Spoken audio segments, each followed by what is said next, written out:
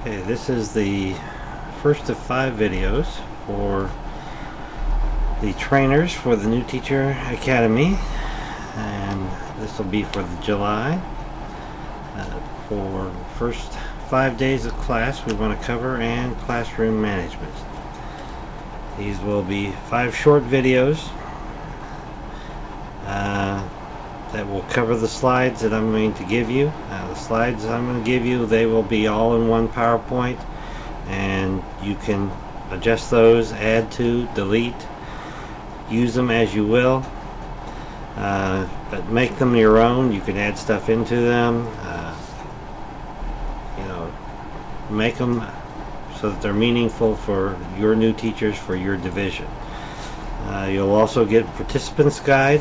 That'll be pre-printed for every participant, and they will be given out in your summer activity when you're working with them. I'll either have them delivered or get them to you somehow, so those are there and you can pass them out to them. You will also receive an instructor's guide. Now when you follow along in the instructor's guide with the slides, you will notice that some slides are missing. Some slides have been taken out on purpose, just because you only have 4 hours to cover all this information, to give it to your teachers and work with them on developing things that they can use within those first 5 days of class. So your time will be pressed once you get working with them, and so you need to try to stay on task as much as you possibly can with things, and didn't need extra stuff. So I took out some slides. Now if you need to add something in, if you see something in the instructor's guide that you thought would be important for your teachers, feel free to put that back in and work with it. That's totally up to you. You don't have to do them exactly like I've done them. So that is your choice. It will be yours.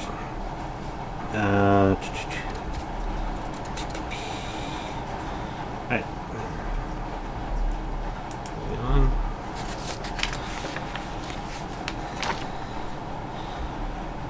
You can start with dividing them up into groups or into pairs, and then letting them discuss page 9 of the worksheet, which looks similar to this slide right here, and they'll be just talking about workplace versus the classroom, and then they can get together and answer the questions on page 10, either in their small groups, or you can answer them in a large group together and just kind of ask them around the room and answer questions and see what those are, so they're kind of sharing as a large group.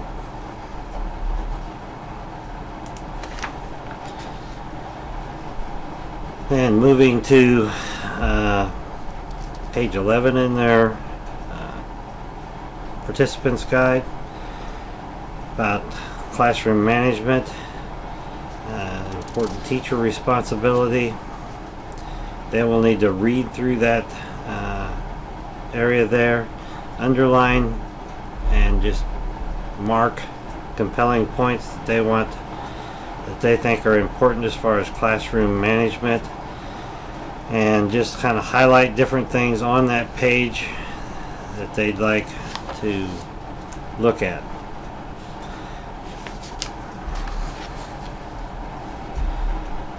And then they can share those with whoever's sitting next to them, what they marked, and talk about them just kind of together. Don't spend a lot of time on that, but just a little, so that they covered that somewhat there.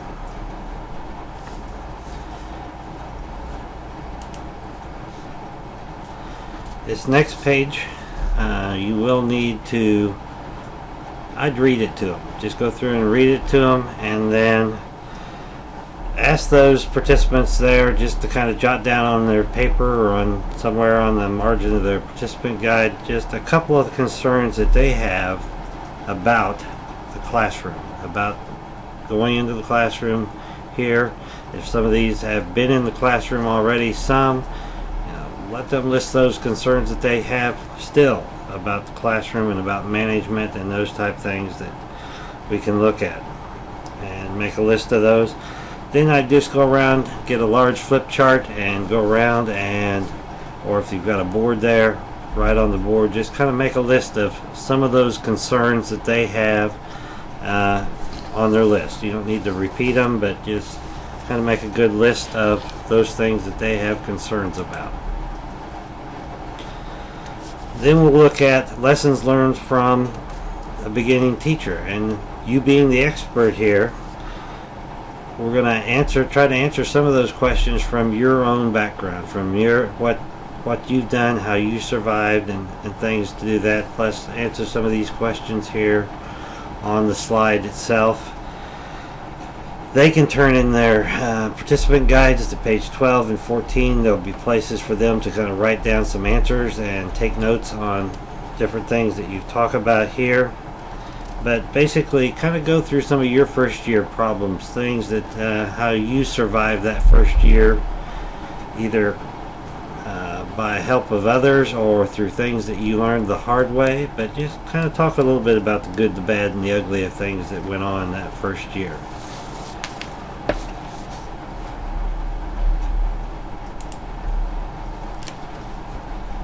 Components of a effective classroom. We need to go over these. Get to know your students well and create a personalized learning environment.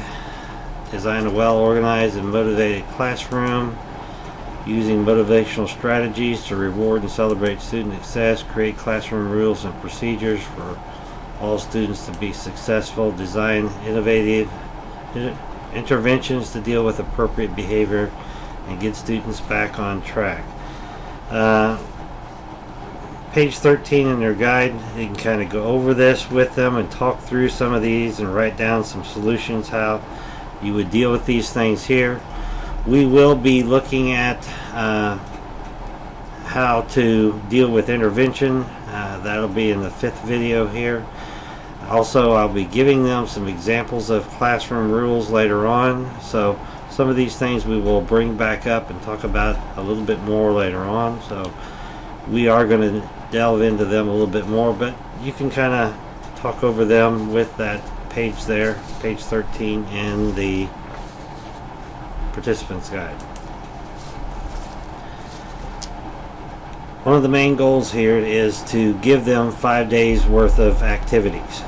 Now, depending on the length of class, I know some of the tech centers have a lot longer classes, but in comprehensive school they have shorter amounts of time. But depending on how long your classes are, I'm going to try to give you 5 days worth of stuff. The first one here, this is kind of first day activity things. Now realize that, and they need to realize that there's going to be things that the school's going to make them do with all the students that they will have to do, and that'll come on along with this. So there'll be other things that have to go on throughout that first week as students are coming and going and just getting everything lined up, as well as some other curriculum things, and we'll try to look at some of those as we go along. But here's some just ideas to help get them started and to work with. The day one thing, these will be things that I've given you, so you will have them in a digital format. You'll need to look at them.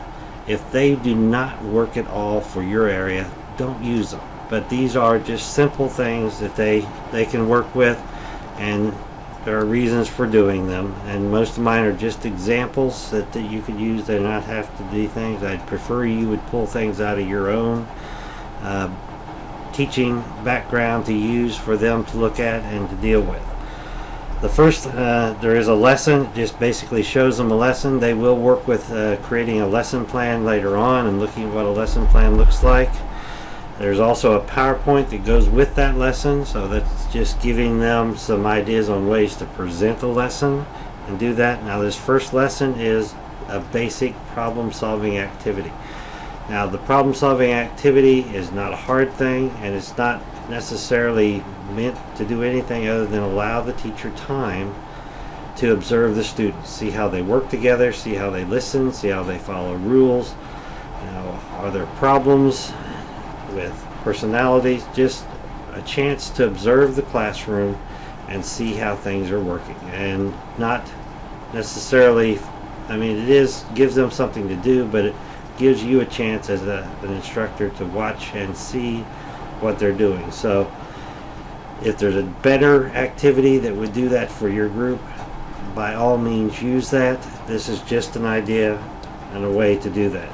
One of the other things that I'm going to give you is a variety of course syllabuses, and these are just examples. I would prefer you use your own course syllabuses to do that, or a combination of both. But you will need to look at course syllabuses and try to create some sort of a course syllabus. At least sketch it out so that they would have something where they could create their own and know all the parts that need to be there and all the different aspects of a good course syllabus. Also, a welcome letter. Now, they will get a little more time. We'll look at that later on. I think it's in the 5th video that I'll show you here, or the 4th one, and we'll talk about communicating with parents and doing a welcome letter. The welcome letter is not necessarily for the students, it's more for the parents. You're going to introduce yourself to your students and talk about that, and we'll do a little bit more of that here later on too. But it's for them, just getting them into the class and kind of telling them what it's about.